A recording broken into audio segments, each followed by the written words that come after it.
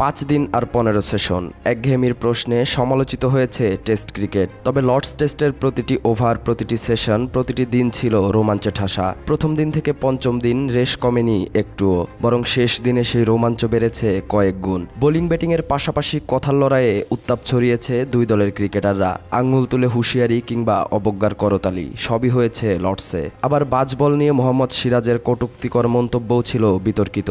এই লড়াইয়ে ইংলিশরাও যোগ দিয়েছে, তবে তারা সবচেয়ে বড় জবাবটা দিয়েছে ম্যাচ জিতে। আর এতেই প্রশ্ন উঠেছে, অতি কথনই কি ভারতের কাল হয়ে দাঁড়িয়েছে? স্লেজিং খেলারই অংশ, তবে সব দলই প্রতিপক্ষকে চাপে রাখতে মাঠে কম বেশি বাক্য বিনিময় করে থাকে। তবে ভারতের সিরাজ এবং শুভমান গিল যা করেছে তাকে অতিরিক্ত আচরণ ও অশোভন বলে মন্তব্য করেছেন ইংল্যান্ডের সাবেক ক্যাপ্টেন নাসের হোসেন। আর নিজেদের করা স্লেজিংয়ের খেসারতও দিয়েছে ভারত। শেষ দিনের নাটকীয়তা বাদ দিলে সহজ ম্যাচই হেরেছে শুভমান গিলের দল।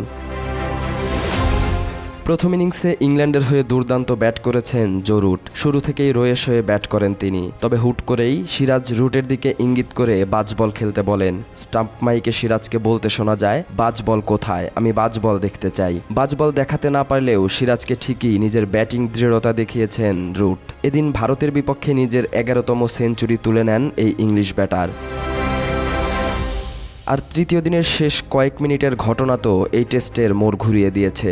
জ্যাক ক্রলির দিকে আঙুল উঁচিয়ে হুঁশিয়ারি দেন ভারতের অধিনায়ক শুভমান গিল। গিলের অভিযোগ, সময় নষ্ট করছেন ক্রলি। তবে বুমরার আনইভেন বাউন্সে হাতে ব্যথা পান ইংলিশ ওপেনার। তিনি ফিজিওকে ডাকার আহ্বান জানালে বাধা দেন গিল। পরে ইশারায় জ্যাক ক্রলিকে মাঠের বাইরে গিয়ে এক্সরে করার পরামর্শ দেন গিল। দিন শেষে ইংলিশদের মাঠে দাঁড়িয়ে তাদেরকে অবজ্ঞার করতালি দেয় ভারত। অবশ্য চতুর্থ দিনে এর প্রতিশোধ নিয়েছে ইংল্যান্ড। 193 রানের টার্গেটে ব্যাট করতে নেমে দিনের শেষ সময়ে 58 রানে 4 উইকেট হারায় ভারত। এতেই আগের দিনের শোধ নিয়ে নেন বেন স্টোকস। লোকেশ রাহুলের সামনে দাঁড়িয়ে তিনিও অবজ্ঞার করতালি দেন।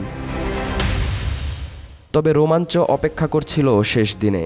চতুর্থ দিন শেষে ওয়াশিংটন সুন্দর জানান, প্রথম সেশনের পরই ম্যাচ জিতবে ভারত। সুন্দরের এই কথা মনে রেখেছিলেন হ্যারি ব্রুক। তাই তো তিনি ব্যাটিংয়ে আসার পর তাকে ইঙ্গিত করে এই ইংলিশ ব্যাটসম্যান বলেন, তোমার ভারতের একাদশে থাকার যোগ্যতা নেই। এর কয়েক মিনিট পরেই আর্চারের বলে আউট হন ওয়াশিংটন সুন্দর। তবে টেস্টের সাসপেন্স তখনও বাকি ছিল।